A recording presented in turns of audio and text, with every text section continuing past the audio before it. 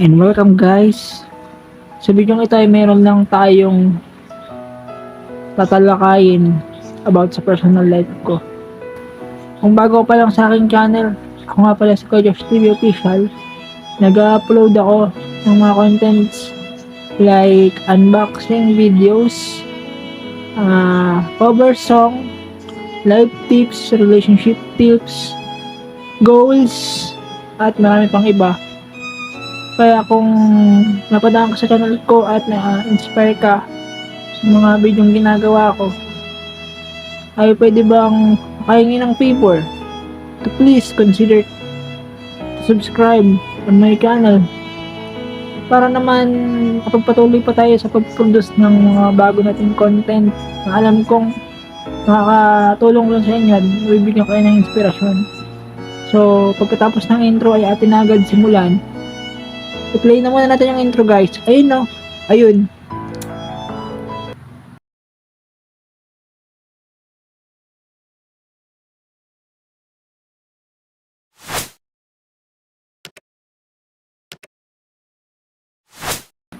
Grabe no. July 1 na pala agad. I remember the day. 2 taon na pala yun. Simula nung makagraduate ako ng kolehiyo. Simula nung nangarap akong makagraduate. Kasi akala ko kapag nakagraduate ka na, madali na. Pagkasimula ng iyong bagong yugto sa pakikipagsapalaran sa mundo.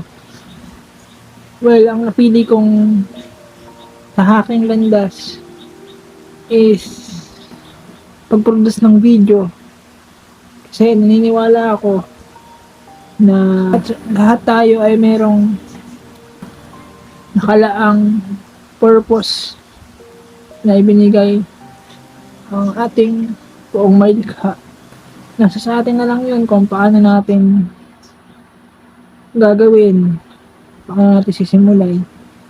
Nagsimula ako sa pag-content about 2 years ago. Dahil dito sa pag-content na ito, natuklasan ko ano nga ba yung pwede kong magawa, kung ano ba yung para sa akin. Dati akala ko madali naman produce ng mga video at content or content. Nabubulol na ako guys sa social media. Pero na-realize ko guys, sobrang hirap pala gumawa ng content. Hindi basta-basta. Akala ko dati madali. Akala ko easy lang. Pero nung ako na mismo yung gumagawa, ang dami kong pinagdaanan. Kasi dito sa industry nito, ikaw mismo yung magdidirect ng sarili mong content o sarili mong video. Ikaw lahat. Ikaw sa script, ikaw sa editing, ikaw sa pagpili ng mga software na gagamitin mo, sa mga effects, at kung paano mo pa ma-enhance yung video mo. Ako, most likely hindi ako mahilig gumawa ng script. Kasi kung ano yung nilalaman ng puso ko, kung ano yung nire-research ko, pumipili ako ng mga alam kong medyo may punto, yung medyo may point of view na mga na pwede natin i-share sa mga madlang people. Hindi naman kasi basta-basta ang paggagawa ng content, sobrang hirap talaga. 14 years ago, nangarap ako. Ang sabi ko sa sarili ko dati, gusto ko makapagtapos ng pag-aaral. Para nang sa gayon, ay magkaroon ako ng hanap buhay na panghahawakan o maging madali yung buhay para sa akin. Pero habang tumatanda ako, nare-realize ko na hindi pala ganun kadali ang mabuhay sa mundo. Challenge. Marami kang challenges na pagdadaanan sa buhay mo. Marami kang kailangang malampasan. Sa paggawa ng content, natuklasan ko kung ano yung kaya kong gawin. Ano pa yung pwede kong magawa. Akala ko dati sobrang dali lang. Sobrang easy lang. Pero ako na mismo yung nagsasabi na hindi madaling gumawa ng content, hindi madaling mag-isip, mag-conceptualize, marami kang i-consider, marami kang pagdadaanan ng proseso. Aminin ko guys, medyo bago-bago pa lang tayo, wala pa tayo masyadong kalamitan, pero just in case, napala rin tayo sa industry nito, mas maganda o mas magagandahin pa natin yung ating setup. Kumbaga, setup. Tsaka, setup ng ng ating content yun. Setup yung ba, yung mga nilalagay sa mga para mas gumanda yung Ako kasi nag-video ako dito lang sa may higaan ko. Tapos minsan doon sa may sa may lamesa. Basta kung ano yung trip ko. Tinatamad ako mag-video sa lamesa kasi nga nakakangalay, nakakangawit. Share ko lang sa inyo guys yung journey ko ng college. So ayun, halos 2 taon na simula nang graduate ako. And sabi ko nga sa inyo kanina, ito yung napili kong path or career. Kasi ang pinakapangarap ko naman talaga nung bata pa ako maging journalist or napabilang sa sa media. Pero hindi ako pinalad kasi akong course sa sa college is related sa computer. Nakakapanginayang lang na hindi ko masyadong sineryoso yung pag-aaral ko before. Kasi alam niyo na napuno tayo ng puro negative. Pero ngayon, sinusubukan ko maging positibo ang pananaw ko sa buhay para nang sa gayon ay makapagbigay ng inspirasyon para sa inyo. Na kahit na ano man yung pinagdadaanan natin sa buhay natin, kahit gaano pa kahirap yung pagdadaanan natin, matuto tayo magtiwala sa proseso at manalig tayo sa Diyos na balang araw darating din yung time na nandito na tayo sa pangarap natin. So ayun nga, halos 2 taon na akong graduate and karamihan sa mga kabatch ko ngayon meron ng anak, meron ng asawa. Medyo nagkakaroon na sila ng medyo na na nila yung buhay nila ngayon, medyo na napaganda na nila yung buhay nila ngayon. And masaya ako sa kung ano yung nararating nila. Tayo naman is, hindi naman tayo titigil. Hanggat kaya ko pang makapag-produce, hanggat may oras pa. Palagi kong sinasabi na hanggat may oras pa, hanggat binibigyan pa tayo ng pagkakataon na gawin yung mga bagay na gusto natin gawin. Gawin na natin yun. Para, di ba, at least mabigo man tayo, sinubukan natin. Hindi tayo nagpabaya. Kaysa naman sa inisip mong hindi mo kaya, wala ka talagang mararating kapag ganun. Kaya kailangan lagi mong isipin na kaya mo, nakakayanin mo para magbunga ito ng magandang pahinatnan sa buhay mo.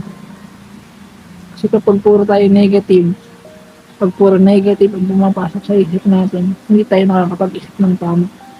Hindi tayo makakapag-conceptualize ng mga gusto nating gawin or gusto nating maabot sa buhay.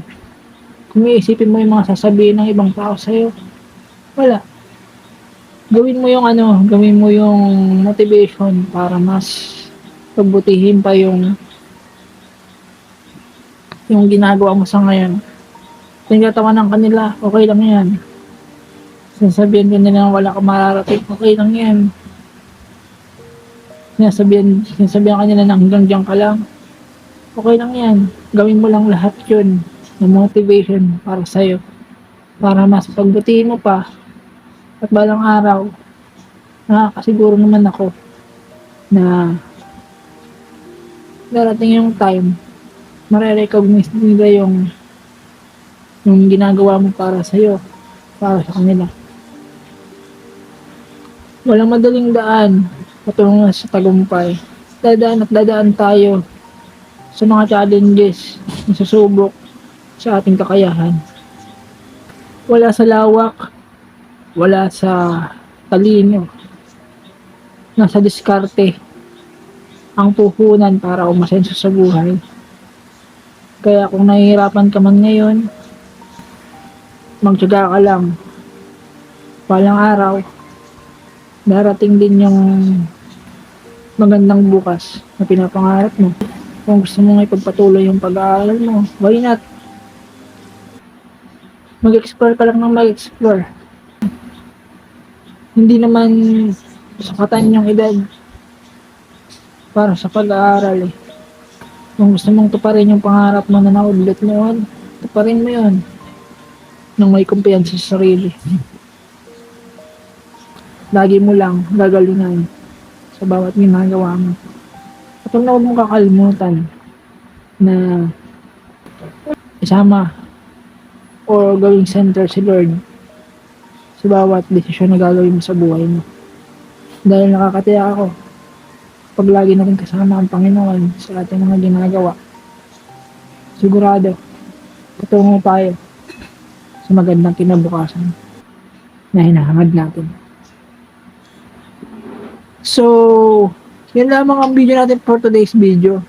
At kung may nais kayong itopic natin sa channel na ito, ay comment nyo lang at gagawin natin ng reaction video yan. So, ang susunod na video natin guys, huwag nyo sanang kalimutang mag-subscribe, mag-like sa ating channel, at mag-comment ng inyong thoughts about dito sa video na to. Para nabasa ko naman kung ano yung mga pwede nyo i-share sa akin, kung ano yung mga insights nyo dito sa topic na ito guys. So, ayun, road to ano na tayo guys, road to 4K na po tayo guys. Sana po ay ma-unlock na natin siya. Matagal ko ng pangarapin guys. So, maraming salamat sa support nyo guys. Nag-iwan ako sa inyo ng isang magandang halimbawa guys, na kung ano yung gusto nyo gawin sa buhay nyo, gawin nyo lang. Basta yung ikakabuti nyo lang guys. Pero kung hindi naman makakabuti, huwag nyo nang gawin. Kasi alam nyo na yung gainat na nyo guys pag ginawa nyo pa, pag pinapatuloy nyo pa yung ganong gawin. So, ayun, paalam na guys, at mag-iingat kayo palagi. Shoutout nga pala dyan sa mga sa mga ka-team ko dyan, kaila Sir Oldies TV, kay Gino TV, kay Pubskin Vlog, kay Relby Vlog, kay Ma'am Abby Cooking, kay Ma'am Helen Doctor, kay Sir Dynamite, kay Sir Gerald Dadop Channel, kay Ma'am Sushi, kay Ate Gracelyn TV, kay Sir Eljo Perez, kay Manang Inday, kay Ate Sweetie Mitch, kay Kuya Tantan Astelo Official, kay Ate Flor Landicho, at dun pa sa iba naming ka-team, sa lahat ng sumusuporta sa akin. Maraming salamat po sa inyo. Kay dun sa kaibigan ko, kay Entes Maria yan. Maraming salamat sa inyo guys. Maraming salamat sa suporta nyo. Keep safe and God bless. Love you all. Bye bye. See you on the next video. Paalam na!